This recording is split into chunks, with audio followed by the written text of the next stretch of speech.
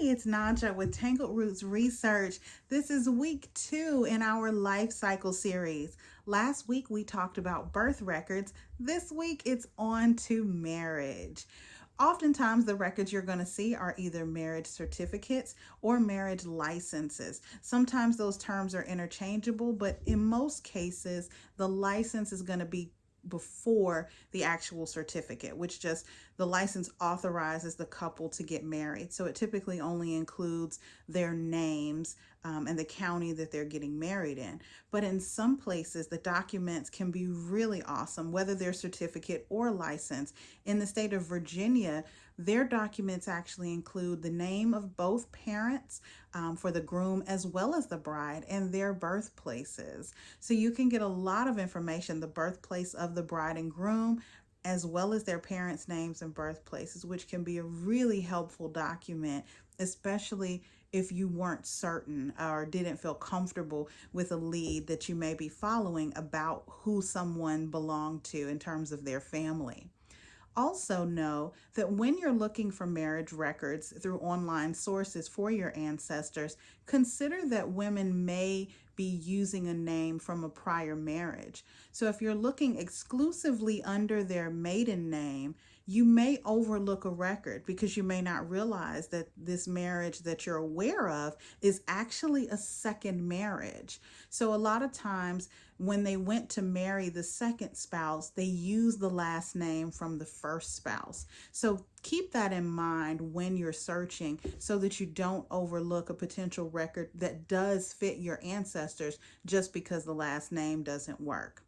Also, know that people did travel to get married, sometimes just for pleasure, but other times because the laws in their local area may restrict them from marrying who they choose to, whether it be because they're related or because of the real age of the spouse, of the female in most cases, where a lot of women would lie about their age. So if you notice when you compare documents between the marriage records, census records, death records, if you have those, and obituaries, if the age seems to shift, it may be in fact that this woman labeled herself as being older in order to be able to enter into this union of marriage. So do keep that in mind as well if the dates don't add up, because the marriage record, that date is accurate, but what her age is on there may not be.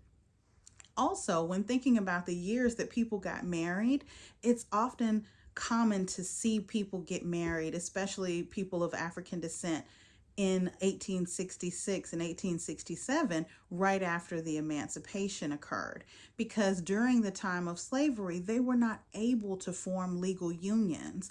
But once that was lifted and they were now viewed as people rather than as property, they often did join into legal unions. So that doesn't mean that they weren't together prior to that, or that this is a new relationship when you see people marrying in 1867. It's often an indication that they were together prior to that during the time of slavery. So just a few tips and hints to kind of keep in mind when you're searching for marriage records. Last thing I will leave you with, if you are lucky enough to find a really good marriage record that also includes the witnesses that were there, that can be an indicator, and also the officiant can be an indicator of family members that were present.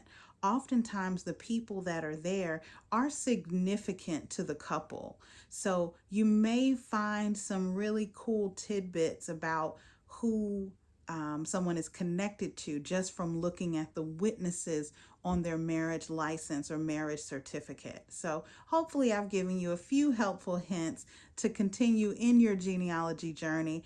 As always, we're always searching here at Tangled Roots Research. You can find us in between these videos online on Facebook and Instagram at Tangled Roots Research. We hope to hear from you soon. Take care. Bye-bye.